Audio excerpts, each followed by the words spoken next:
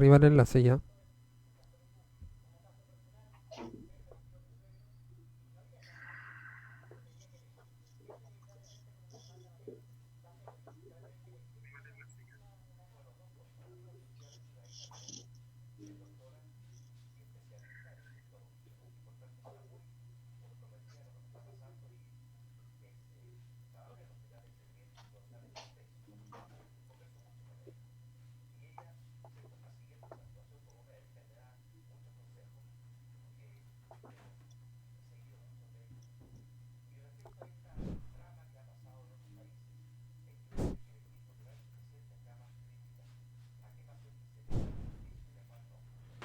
Ya chicos, nos vamos con las marcas ahora. ¡Hey tú, emprendedor! De todo para tus proyectos en www.radiolabchile.cl y sé parte de nuestra comunidad virtual. Radiolab Chile, la revolución de los emprendedores.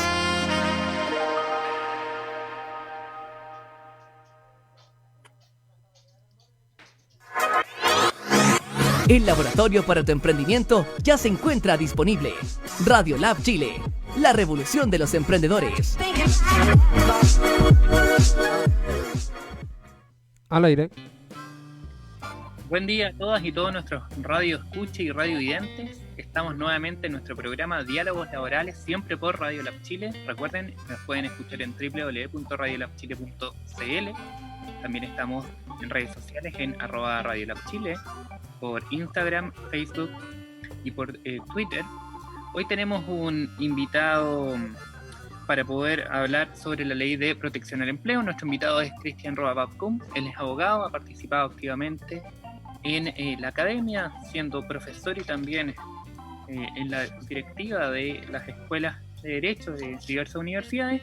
Actualmente él es abogado asesor de empresa y nos viene a compartir justamente esta normativa que ha ido forjándose en razón de la crisis sanitaria que estamos viviendo por el COVID-19 o el coronavirus.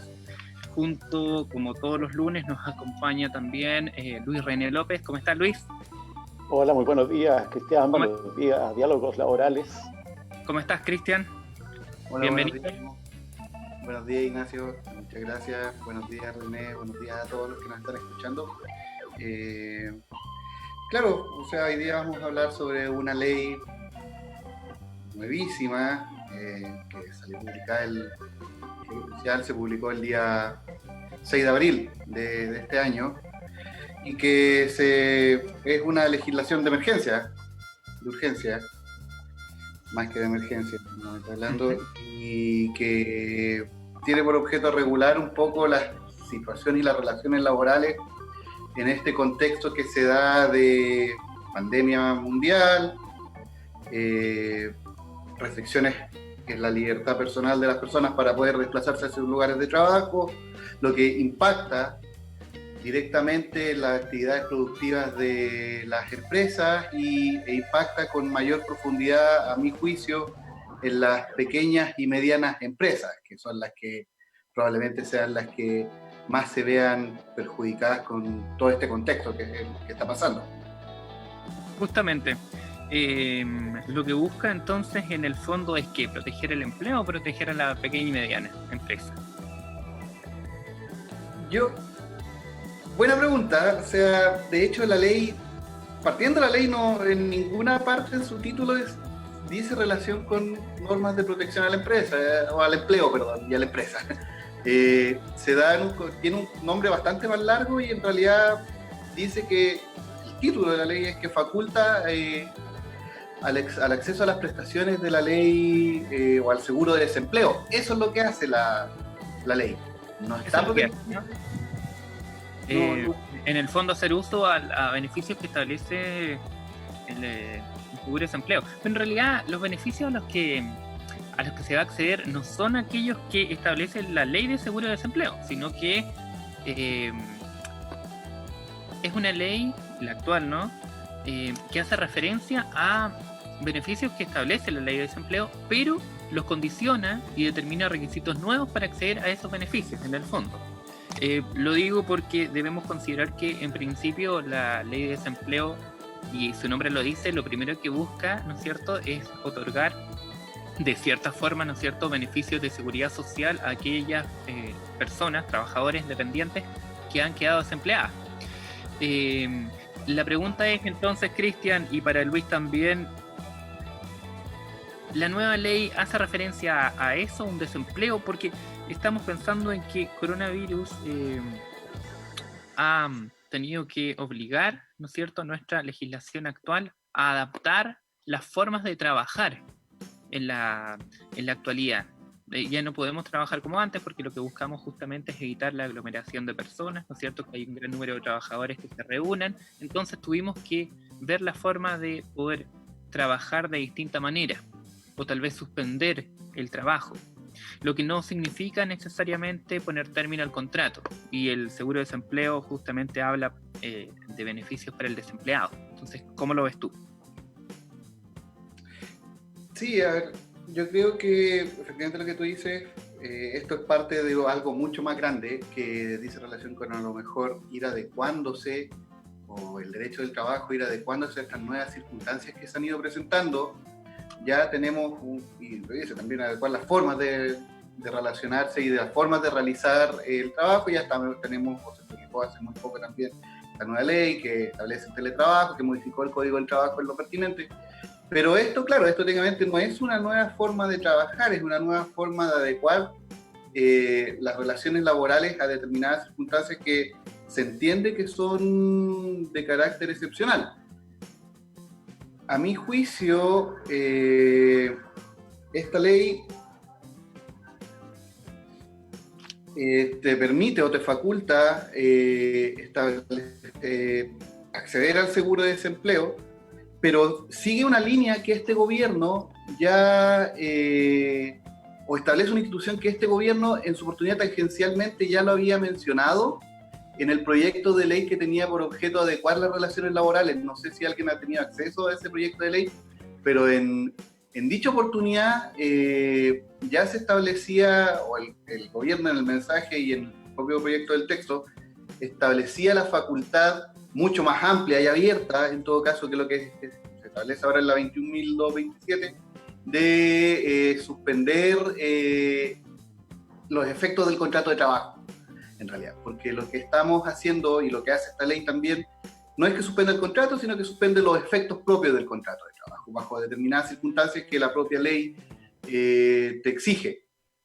El proyecto de ley del proyecto que todavía está dando vuelta en el Congreso, claro, estableció una facultad incluso mucho más radical para el empleador, en donde efectivamente, y en realidad era una facultad para ambas partes, o sea, para el trabajador y el empleador, pero se entendía siempre que era en beneficio exclusivo, o se entendía que iba a ser en beneficio exclusivo del empleador. Esa facultad de poder poner suspensión a los efectos del contrato de trabajo, incluso en el proyecto de ley ni siquiera se menciona un plazo, a diferencia de lo que se señala en esta ley. Entonces, en definitiva, esta ley, ¿qué es lo que pretende? Porque sabemos que al momento de leer, ¿no es cierto?, la normativa actual, la ley sobre protección al empleo, nos da dos alternativas, siempre que cumplamos con ciertos requisitos. Una es la suspensión de los efectos del contrato y otra es la reducción horaria. Entonces, yo como trabajador, ¿cómo me puedo ver sujeto a alguna de estas dos posibilidades? ¿Aplica para todos? Mira, la ley a primera vista pareciera que tuviera unos efectos mucho más radicales que los que objetivamente tiene. Esa es la verdad. Yo a mi juicio, lo que se debe o lo que uno debiese tender es a mantener el contrato de trabajo vigente y que siga produciendo sus efectos en el tiempo. O sea, esa es la regla general y esto es una norma súper excepcional y en consecuencia debe ser siempre interpretada restrictivamente. Como bien tú señalas, la ley efectivamente establece dos instituciones bajo estas circunstancias. O sea, primero que todo, establece una suspensión temporal del contrato de trabajo, o de los efectos del contrato de trabajo, que se pone a su vez también en dos hipótesis distintas. Primero, que esta suspensión de los efectos del contrato de trabajo sea consecuencia de un acto u orden de autoridad. Y segundo, que efectivamente puede ser esta suspensión puede ser acordada o puede ser acordada entre las dos partes del contrato de trabajo, es decir, tanto entre empleador o trabajador, o vamos a ver ahí efectivamente también algunos representantes de la directiva sindical.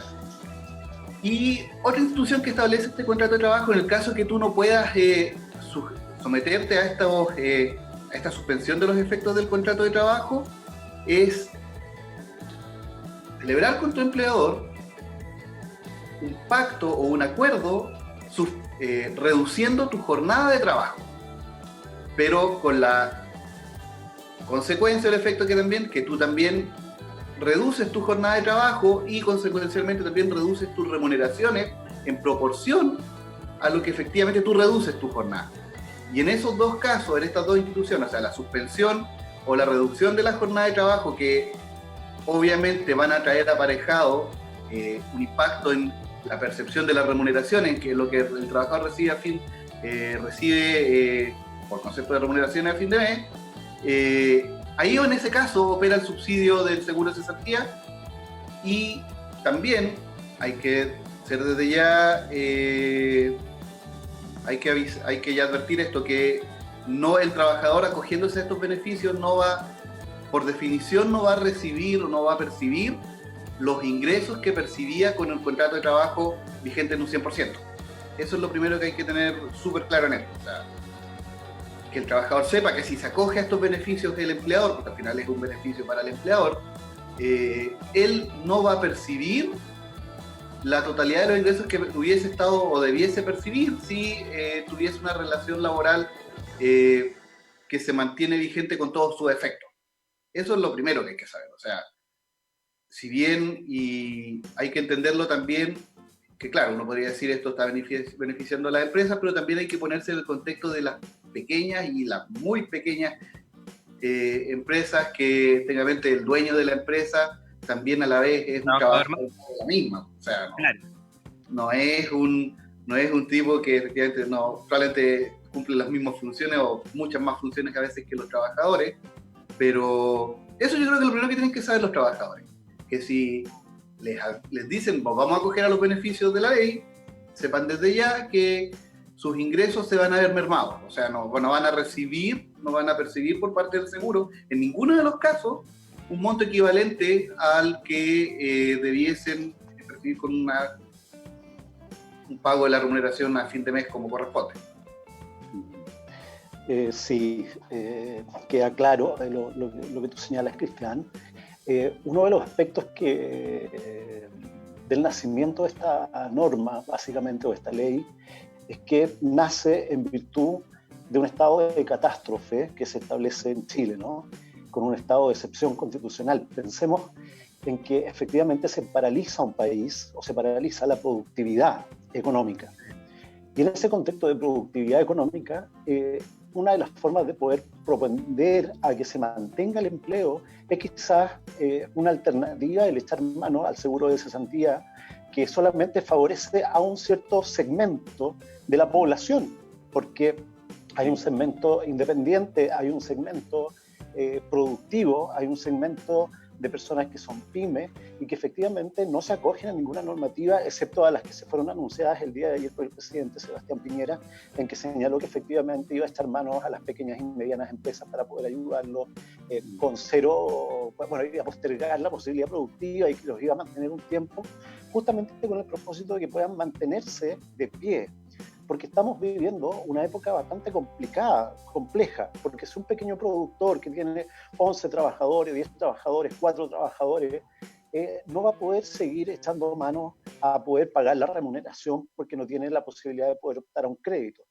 Entonces, claro, el gobierno pensó en este acto de autoridad, ¿no es cierto?, en el estado de catástrofe, en echar mano al seguro de desempleo, al seguro de cesantía, cumpliendo determinados requisitos. De partida tienes que tener un contrato de trabajo vigente. Por lo tanto, ya segmentas a una cierta cantidad de personas que no lo tienen. La informalidad laboral, si la informalidad laboral es enorme. O sea, ese también es un gran problema. Es mucho más alta, claro.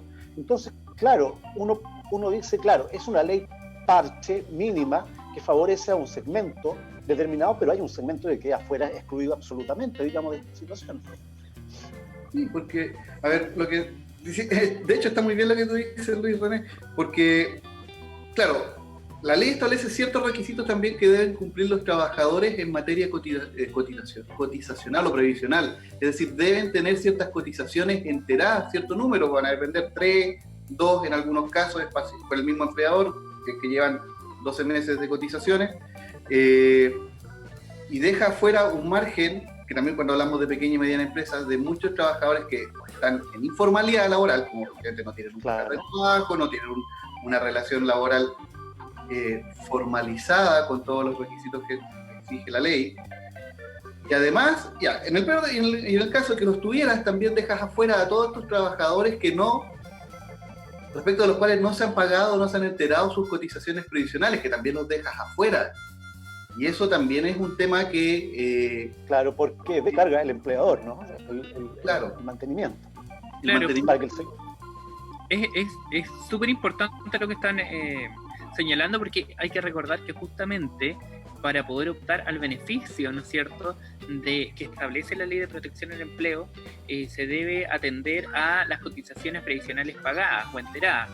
La Ley de Protección del Empleo, cuando uno quiere acceder al seguro de cesantía, y digo seguro de cesantía, ¿en qué momento? Cuando soy desempleado, me refiero cuando fui despedido o cuando renuncio inclusive, aunque ya no aplicaría al fondo, ¿no es cierto?, sino que solamente aplicaría la capitalización individual, debo tener al menos 6 o 12 cotizaciones, dependiendo si existe continuidad o discontinuidad. Tenemos que distinguir también el tipo de contrato que estemos hablando dentro del contexto del contrato de trabajo, y aquí la realidad cambia, ya no estamos sujetos a este requisito que era tan amplio, incluso se reduce el requisito, ¿no es cierto?, y queden 3 cotizaciones o 6 cotizaciones, y ahí tendremos que distinguir, ¿no es cierto?, si son 6 dentro de 12 meses discontinuos, con las últimas 2 pagadas por el mismo empleador, o las 3 últimas cotizaciones previsionales continuas.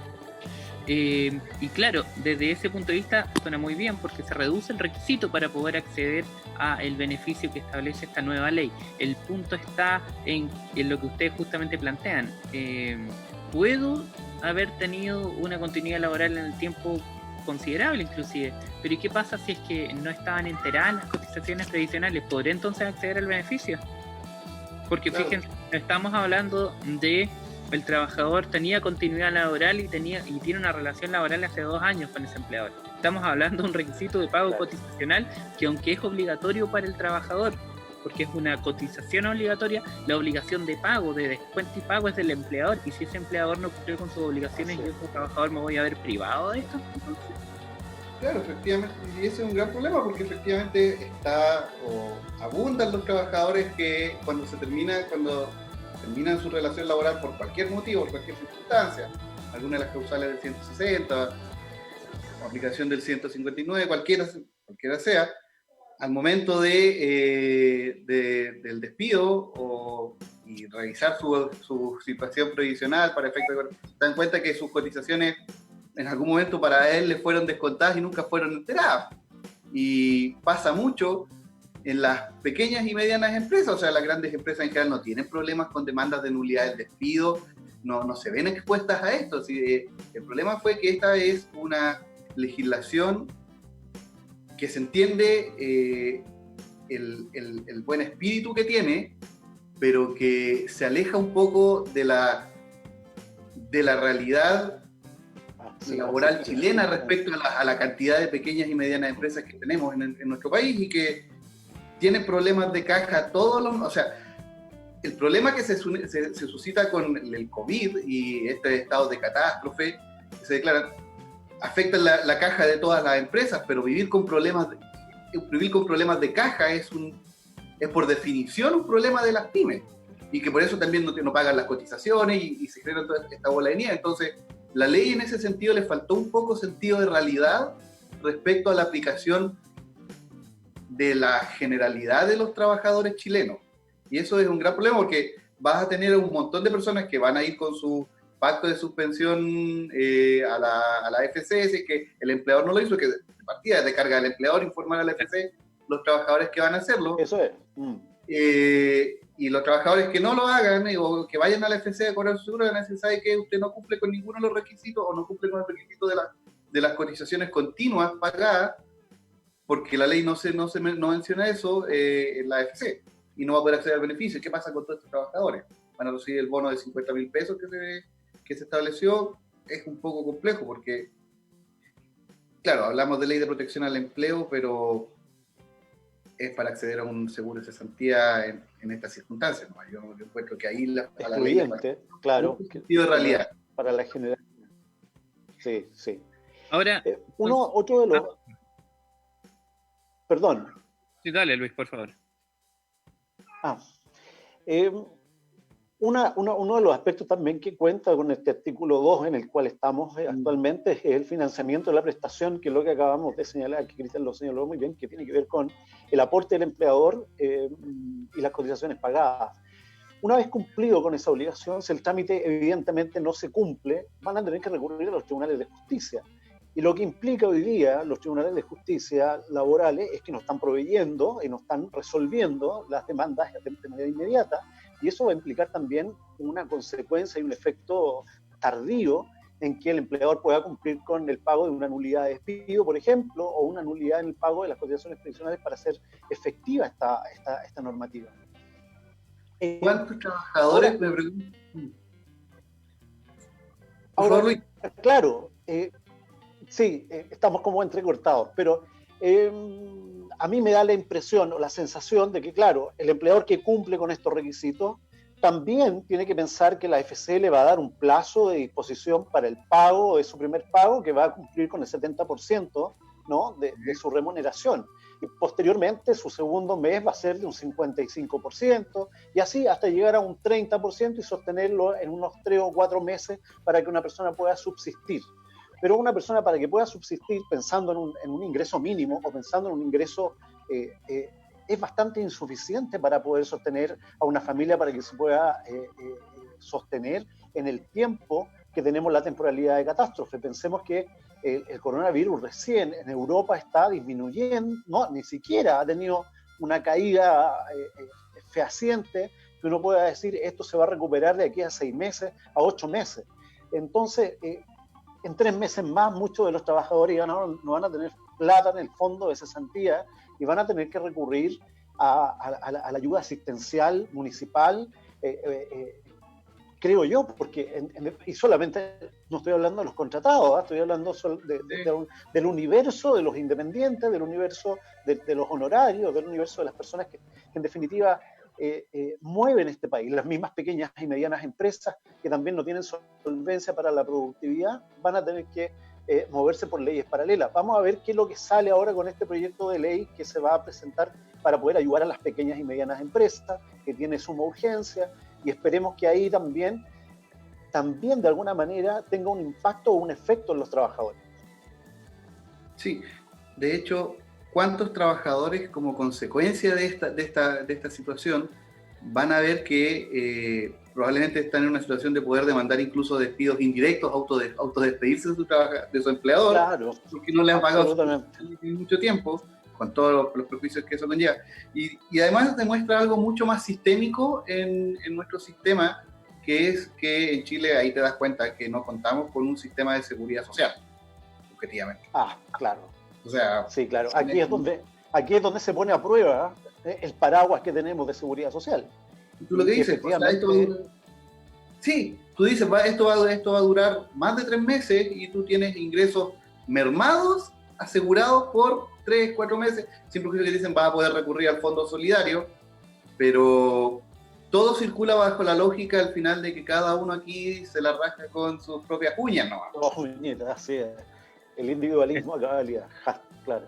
Claro, es un tema, como decía Cristian, sistémico, ¿no? El individualismo está inserto y es la forma en la cual posteriormente se crean las normas, pero con esta base. Entonces, difícilmente podemos modificar normas, ¿no es cierto?, leyes en el fondo que sean más favorables o que tengan un verdadero sentido de seguridad social si es que la estructura previa no nos lo permite.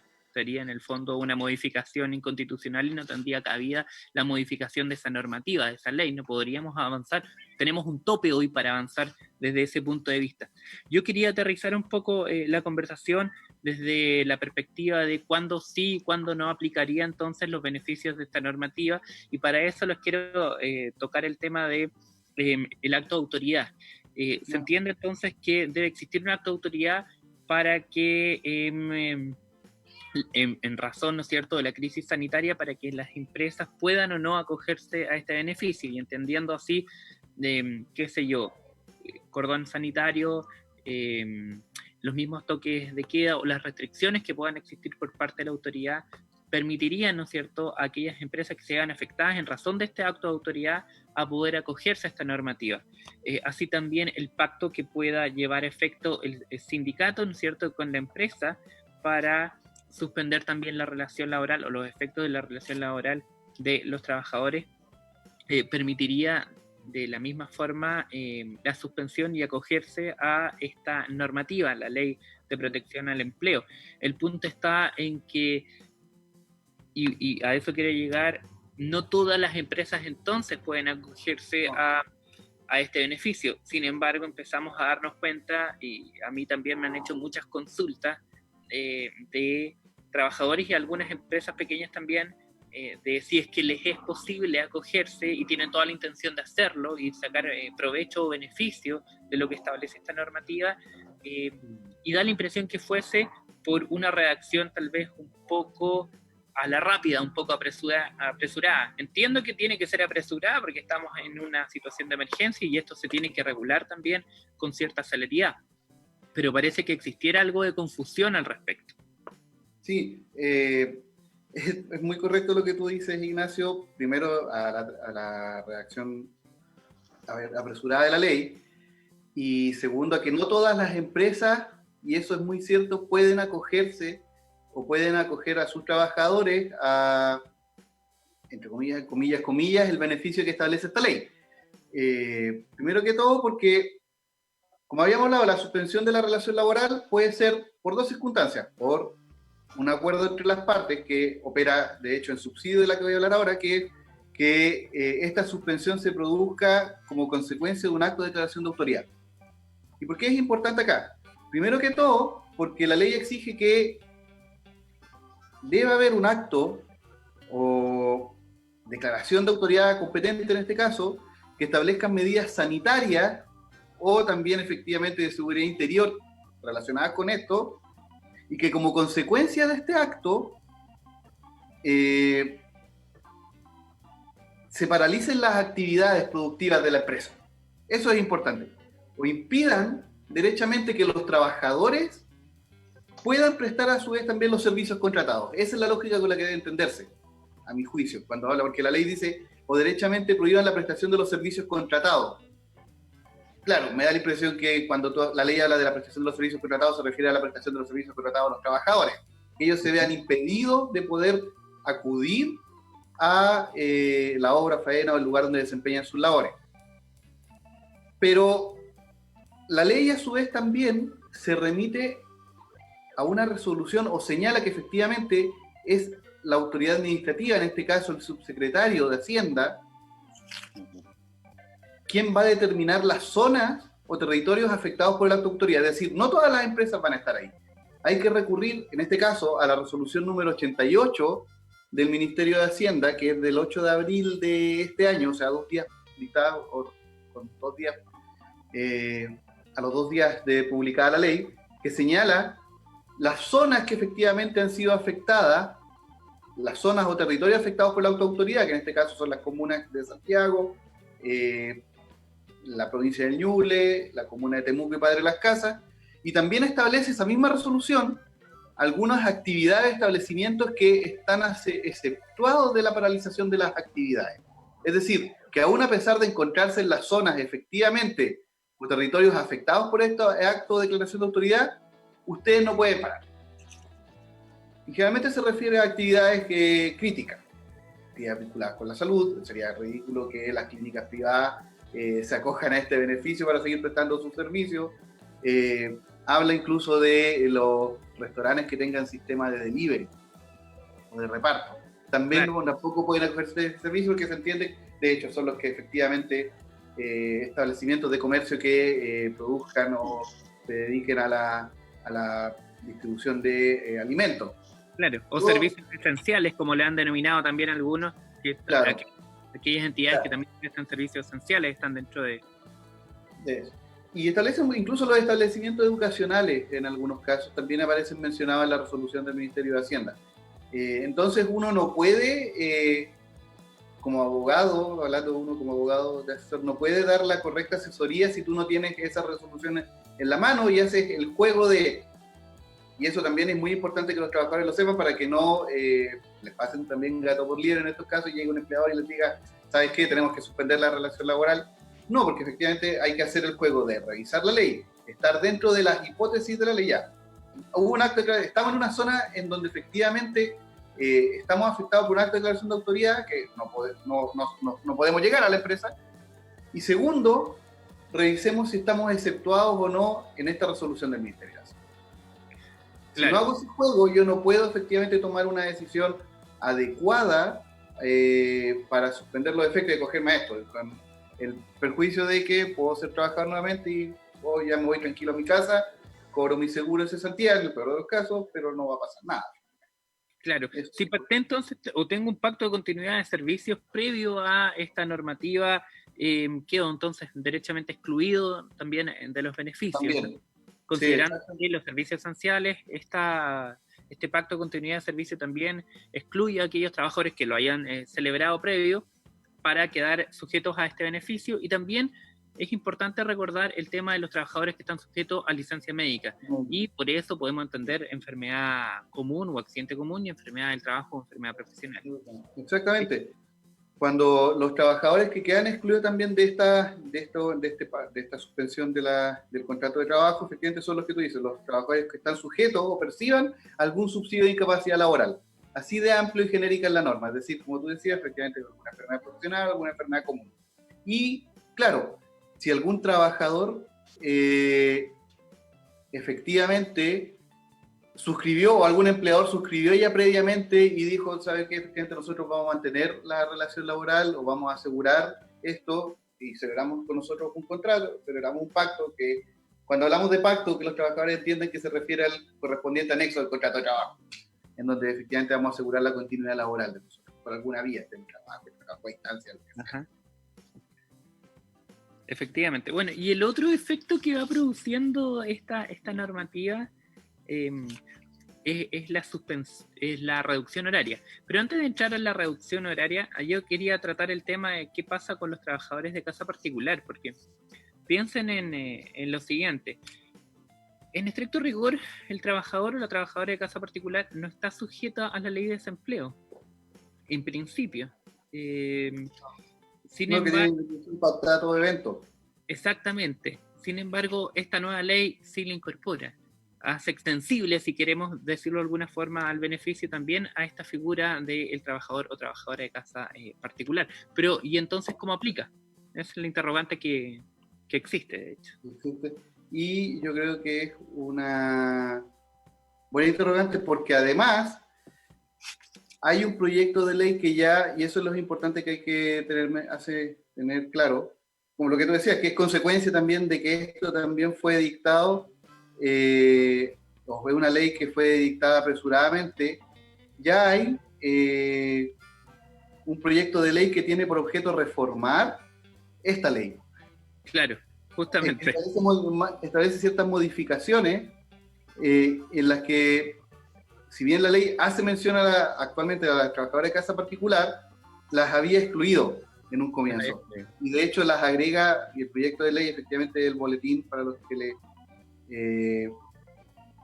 hay un boletín, el número no lo recuerdo en este momento, que efectivamente incluye ahora a las trabajadoras de casa particular. Las trabajadoras de casa particular iban a hacer uso de este fondo del 4,11, es decir, no debían recurrir a la FC, sino que debían recurrir a la respectiva FP a hacer cobro del respectivo seguro. Lo que es cuando sean despedidas. Es que ese es el problema, efectivamente se le acaba el fondo. Y igual el proyecto en el caso de los trabajadores dependientes, ¿no es cierto? Y subordinados. Recordemos que el seguro de cesantía también tiene algo de capitalización individual, no solamente un aporte, ¿no es cierto?, de fondo solidario, tú capitalizas individualmente, y desde esa perspectiva ¿Qué va a pasar cuando esta pandemia y estas restricciones que existen ya se levanten, porque se restituye todo, ¿no es cierto? Y todo vuelva, comillas, a la normalidad y existan, tal vez por necesidades de la empresa, por temas financieros muy razonables por lo demás, si es que llegara a ocurrir, que probablemente pase, despido. ¿Qué va a pasar entonces con la seguridad social para ese trabajador despedido si ya echó mano a fondos que tenía para esas circunstancias, pero en un periodo o en un paréntesis que se significó la suspensión de los efectos del contrato? A ver, respecto a las trabajadoras de caso particular, lo que tú dices es mucho más dramático en ese sentido, porque, claro, las trabajadoras tienen este fondo de indemnización a todo evento, que sí, ya bien, es enterado por el empleador, no sale de su bolsillo técnicamente, pero es un fondo que es de la trabajadora. Se acaba este fondo, ¿qué va a pasar? Y en ese sentido la ley, lo que yo les indicaba, el proyecto de ley que introduce las modificaciones al contrato a la 21.227, se hace cargo en cierta medida. Dice ahora que efectivamente el empleador debe seguir pagando el 4,11. Lo va a tener que seguir pagando mientras se produzca la suspensión del contrato de trabajo. Sabemos que 4,11 es nada en relación a eso, pero es una mejora. Y también respecto del trabajador, ¿qué va a pasar? Porque la ley no impide que efectivamente no se pueda poner término a la relación laboral, incluso suspendido el efecto del contrato de trabajo. Sí. Porque puede hacerlo por necesidades de la empresa. ¿Qué va a pasar ahí? ¿Qué va a pasar con los fondos del Seguro Social? ¿De qué manera van a empezar a aplicarse? O incluso, si hay una reducción, porque la ley, lo vamos a ver un poco más adelante respecto a la reducción de jornada, cómo se calculan las indemnizaciones, podría ser a lo mejor un buen ejercicio de preguntarse cómo se van a calcular las bases de cálculo para la indemnización en estos casos, cómo se va a hacer, de qué manera, cuál es la base de cálculo que tengo, cuál es la remuneración. ¿Les parece que para poder entrar entonces al tema de la reducción horaria, que es la segunda alternativa que da esta ley, tenemos suspensión, ¿no es cierto?, de los efectos del contrato y reducción horaria, hacemos una pequeña pausa y tomamos ese segundo punto a tratar? Ningún problema. Bien, claro. Hacemos una pequeña pausa entonces y continuamos con nuestro invitado. Gracias.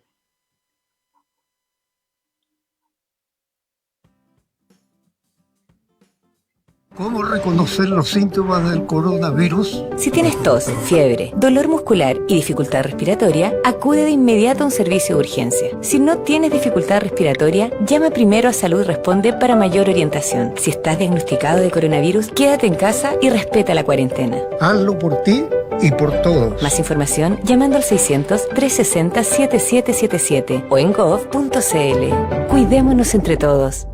Ministerio de Salud, Gobierno de Chile.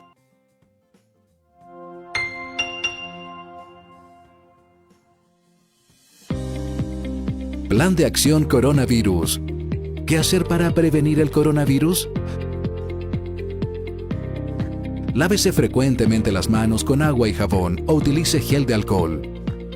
Al toser o estornudar, cubra boca y nariz con pañuelos desechables y elimínelos. Evite tocar o acercarse a personas con infecciones respiratorias. Infórmese en minsal.cl o llamando a Salud Responde al 600-360-7777.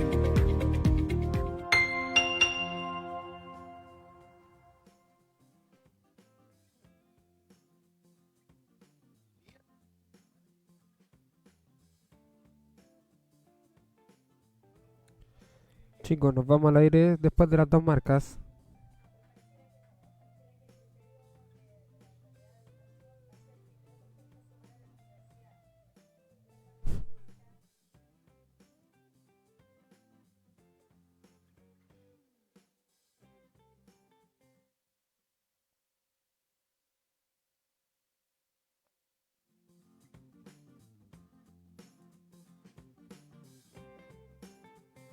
Emprendedor, de todo para tus proyectos en www.radiolabchile.cl y sé parte de nuestra comunidad virtual. Radiolab Chile, la revolución de los emprendedores. Al aire. Al aire. El laboratorio para tu emprendimiento ya se encuentra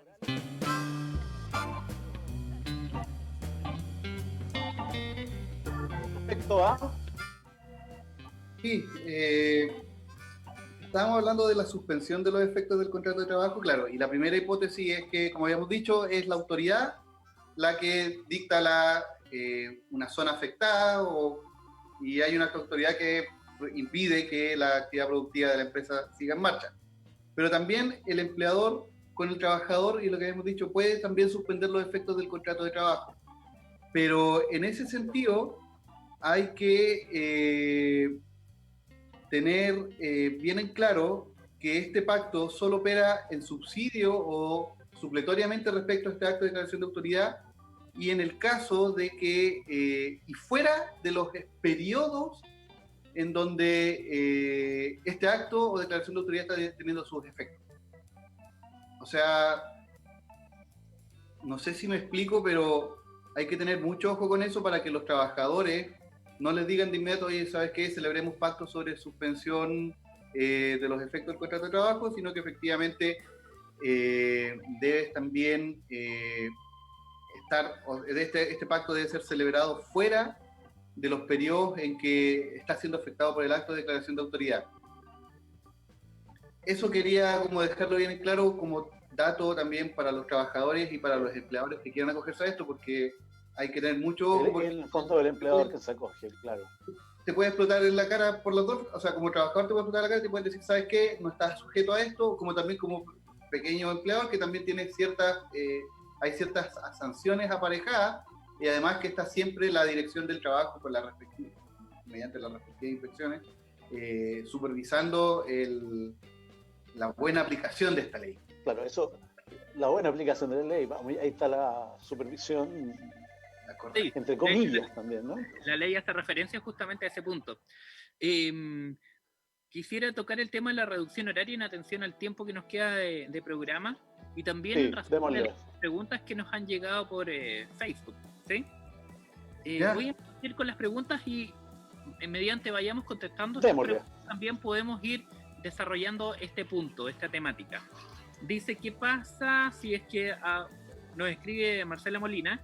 ¿Qué pasa si uno reduce el horario y el trabajador va a trabajar a otro lado, en el horario que le queda libre? Buena pregunta, o sea, ¿se entiende la pregunta?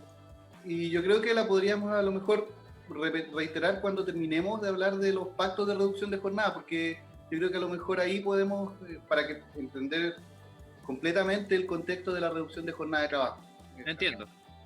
Bueno, ¿en qué consiste entonces esta reducción de jornada?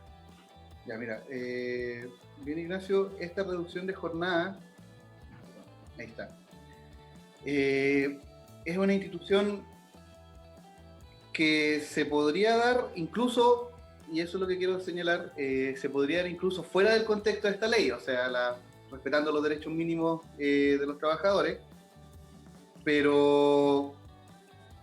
A ver, la reducción de jornada de trabajo es un acuerdo entre empleador o trabajador, y trabajador, o los trabajadores representados por el sindicato, y que además se encuentren afiliados al seguro de desempleo, y que consta en reducir la jornada de trabajo, las horas de la jornada de trabajo, temporalmente, ahí vamos a ver después por cuánto es el periodo, y con la correspondiente rebaja también remuneracional.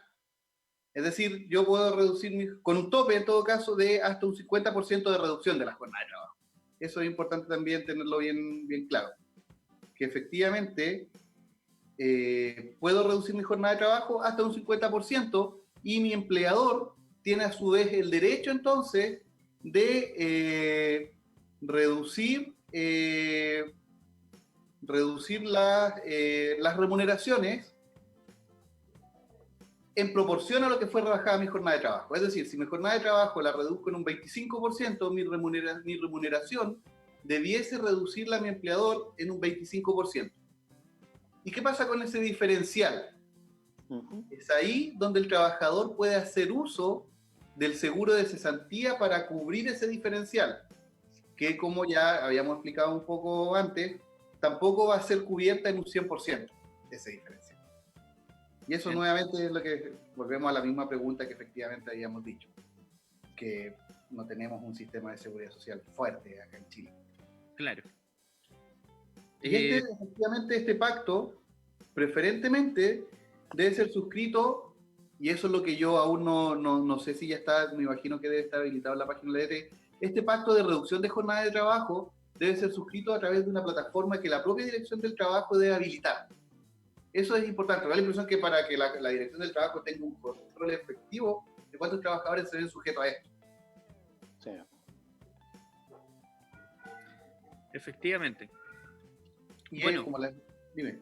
Y entonces, si me reducen la jornada de trabajo, ¿podré ir a trabajar en el horario que me quedó disponible a otro lugar? A mi juicio... Hay que recordar que el contrato de trabajo, mira, yo pienso, algo que tenga exclusividad, no impide poder prestar servicios. No impide, claro. Es que eso es lo que te iba a decir. A mi juicio, el trabajador tiene... Si tú pactaste reducir tu jornada de trabajo, en consecuencia te queda una jornada libre, disponible, yo no veo... no hay una limitación en ese sentido para el trabajador. El trabajador puede recurrir a otro lugar y prestar labores para un empleador distinto. A lo mejor acogiéndose a los mismos beneficios de la ley, no lo sé, ahí ya aplica porque va a tener que reducir su jornada, a lo mejor no va a tener que... Además que hay una frase célebre que decía mi abuela, que decía que la necesidad tiene cara de hereje. Por lo tanto, si yo tengo una suspensión temporal, por supuesto, si tengo la posibilidad de poder trabajar en otra función para poder aumentar mis ingresos familiares, lo voy a hacer. O sea, a no ser que tenga exclusividad y que sea una empresa que tiene una remuneración más alta, pero una persona, estamos hablando de que el seguro de desempleo es para poder favorecer a la gente de más escasos recursos, y que nace, es una ley que nace con un propósito claro, que dice relación con el plan de reactivación económica para proteger el empleo. Es decir, el gobierno hace un plan de reactivación donde habla de la adaptabilidad laboral, el fortalecimiento al seguro de cesantía, la aceleración en la transmisión de los componentes solidarios de pensiones, etc. Hace un plan de trabajo para proteger el empleo. Pero ese plan de trabajo de protección al empleo, bueno, se ve mermado en las remuneraciones, se le endosa la responsabilidad al empleador, ¿cierto?, que cumpla con estos requisitos del pago de las cotizaciones previsionales mínimas. O sea, estamos hablando de aspectos mínimos que la ley te está dando para que el trabajador pueda beneficiarse él y su núcleo familiar. Pero sin perjuicio de eso, pensemos que una ley parche porque, en definitiva, vas a tener una remuneración dentro de 40 días posteriores a que te puedas acoger, con un 70% del costo de la remuneración, luego ese costo disminuye a un 55% y así hasta llegar a un 30%. Pero si uno se pregunta quién vive con un 30% de una remuneración pactada, es casi irrisorio. Por lo tanto, si tengo la suspensión temporal, por supuesto, yo creo que los tiempos no están para poder decir, oiga, yo no puedo trabajar en otra, tengo que trabajar en otra parte porque con esto no me alcanza para cubrir mis necesidades, hasta poder restituirme en el empleo que con ese propósito se hizo, que no fuera despedido durante este periodo de suspensión, o lo que dure el acto de autoridad competente. Claro, a ver, si eso hay que tenerlo súper claro. Cualquier trabajador puede tener 2 o 3 trabajos, los que quiera en realidad, en jornadas sucesivas para distintos empleadores. Y si él redujo su jornada, ¿por qué no puede trabajar para otro empleador bajo los mismos supuestos? O sea, claro, este pacto de reducción de jornada tiene límites temporales, es decir, para un trabajador con contrato indefinido, la duración no puede ser más de 5 meses, este pacto, a plazo fijo, por obra faena de 3 meses. Que dure el acto de autoridad, claro, el tiempo que dure el acto sanitario, ¿no? Claro. Puede trabajar para otros empleadores sin ningún problema. Y ojo que también aquí hay que tener súper claro que hay ciertos requisitos que debe cumplir el empleador para poder celebrar estos pactos de reducción de jornada. Es decir, efectivamente, primero que no puede acogerse cualquier trabajador, porque si no aquí cualquiera podría decir, ¿sabes qué? muchachos, reduzcamos nuestra jornada y con la correspondiente reducción de remuneraciones, y la ley en ese sentido tiene un componente de protección para el trabajador, para la remuneración, al exigirle, sabe que usted empleador puede celebrar este pacto de reducción de jornada, pero si cumple con alguno de los siguientes requisitos. Primero que todo, que usted sea una empresa contribuyente de IVA y que haya experimentado usted una disminución en promedio de sus ventas en cualquiera de los 3 meses consecutivos previo a la reducción de la jornada, que excedan un 20%, calculado con el mismo periodo del ejercicio anterior. Declarado. Claro. Es decir, efectivamente tuvimos meses malos, marzo, febrero, enero, los comparamos con el mismo periodo del año 2019, y si se mermaron un 20%, podríamos acceder. Segundo, que podría ser que sea una empresa que se encuentre en un procedimiento de reorganización concursal. O segundo, que también se encuentre en un procedimiento de asesoría económica de insolvencia, que son las nuevas instituciones que establece la ley sobre insolvencia y reemprendimiento. O también, efectivamente, que sea una empresa, un establecimiento o una faena de la misma que no pueda paralizar sus actividades, como habíamos dicho revisando la resolución 88 del Ministerio, y que necesiten reducir su jornada de trabajo para mantener la continuidad operacional o para proteger eficazmente la vida y salud de sus trabajadores. Y ahí ya entramos a una norma un poquito más amplia, pero que va a tener que ser analizada caso a caso, o sea, no se podría dar una regla general, salvo, bueno, Ignacio sabe un poco más de esto, que es la protección de la salud y la vida de los trabajadores, que se entiende por proteger eficazmente la vida y la salud de los trabajadores. Por eso le digo, o sea, esta es como el bolsillo de payaso que tiene esta norma, pero que, ojo, tiene que también ser mirada bien restrictivamente y caso a caso, en cada empleado. Claro, porque hemos visto ayer en la radio cooperativa salió una pequeña síntesis que H&M, siendo una multifunción, una empresa internacional, ¿no es cierto?, se acogió a esta normativa temporal. Entonces uno dice, ¿para quién está hecha, digamos? Claro. ¿Quién se puede acoger? Esto, claro. De hecho, el retail también está barajando la posibilidad de acogerse a la normativa. Sabemos que la Polar va en vías de, y las otras empresas también. Siendo y ahí uno se podría grandes, preguntar, digamos, que podrían sostener la remuneración perfectamente. Claro, y efectivamente uno se pregunta, ¿y por qué? A ver, si ya puedes tener una tienda ubicada en el centro de Santiago, en Providencia, pero claro, tienen tiendas ubicadas en la Florida, en Huechuraba, en todo el perímetro de la región metropolitana, que son zonas que no están afectadas por toques de queda ni por cuarentenas obligatorias que se han decretado. Entonces tú ahí tienes que entrar a cuestionar un poco si efectivamente estamos o no frente a una empresa que se pueda acoger a este beneficio. Y lamentablemente va a ser una discusión que no se va a dar, no se va a resolver por muchos dictámenes que dice la ADT. Yo creo que van a ser los tribunales los que efectivamente van a sacar si justamente las empresas nos queda muy poco tiempo. Ya.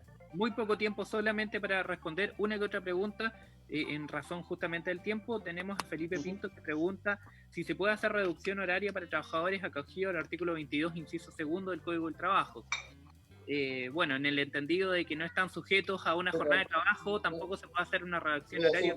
¿Cómo calculas eso? Como claro, se hace muy difícil. No tiene forma de calcularlo. No tiene forma de calcular la reducción. Exactamente. Y la otra pregunta de Felipe Pinto también está sujeta con respecto a la suspensión, ¿no es cierto?, del contrato de trabajo, si es que también se puede suspender el pago de un bono que esté relacionado con sala de cuna pactada. Hay que entender de que se suspende los efectos del contrato de trabajo salvo el pago cotizacional. Preguntaba sobre la... Sí, claro, está suspendida la relación laboral. Claro, respecto a eso. Yo quisiera volver antes a la reducción de jornada de trabajo, porque yo imagino que una pregunta que puede salir, que es el efecto sobre las indemnizaciones en caso de término de relación laboral, con la suspensión. Y en ese caso, las indemnizaciones que el trabajador tuviera derecho a percibir por término de la relación laboral se calculan conforme a las remuneraciones y demás condiciones contractuales que hubiesen estado vigentes al momento de la celebración del pacto de reducción de jornada, es decir, con las remuneraciones que recibía de manera previa. Me da la impresión que se cortó. No, estamos. Ah, perfecto, es que se me había congelado la imagen de Ignacio. No sé si hay alguna otra pregunta. Sí. Ignacio, ¿estás? No, creo que Ignacio se le congeló la imagen. Bueno, se le congeló. Oye, es una norma que hemos avanzado bastante poco, porque nos quedan bastantes artículos por ir desarrollando, ¿no? Y aparte que es muy nueva la norma, entonces la aplicación, los efectos prácticos de esto se tienen que ir viendo en el tiempo, y como tú dices, no creo que sea una norma que todos los empleadores se puedan acoger a ella, y hay que ir viéndola muy caso a caso, porque al final estamos en un supuesto de caso fortuito fuerza mayor, y la DT ha sido... El laboratorio para tu emprendimiento ya se encuentra disponible. Radio Lab Chile, la revolución de los emprendedores. Bueno, parece que no sé si estamos al aire, pero de todas maneras ya estamos en el tiempo. Sí. Quiero agradecerte, Cristian, agradecerte, Ignacio, también. No sé qué pasó, te fuiste, desapareciste del mapa acá, pero de todas maneras ha sido muy ilustrativo. Yo creo que es una ley que requiere mucha perfección, es una ley apurada, creo yo también. Y bueno, es una ley excepcional a la regla general. Claro, históricamente también hemos tenido algunas leyes de protección al empleo. Me acuerdo con la crisis del año 2008, que se dictó la ley 20.351 sobre la protección del empleo y la capacitación, ¿te acuerdas? Que tenía que ver con el fomento de la capacitación laboral, y ahora se dicta esta otra normativa también, pero en un estado totalmente distinto. Bueno, te quiero agradecer, Cristian, muchas gracias, siempre a tu disposición. Ya hemos estado anteriormente en Radio Lab y hemos estado en diálogos laborales, así que no me queda más que despedirte, darte las gracias. Gracias, Ignacio. Y bueno, todas las consultas que puedan hacernos las hacen. Hasta luego. @gmail.com. Así que gracias, Cristian. Un abrazo grande, un abrazo a todos, cuídense y sigamos con la cuarentena. Sí. Así que no nos queda. Cuídate, Luis, un abrazo. Adiós. Chao, chao.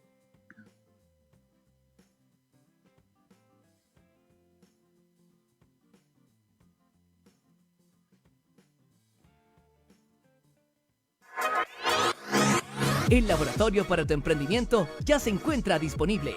Radio Lab Chile, la revolución de los emprendedores.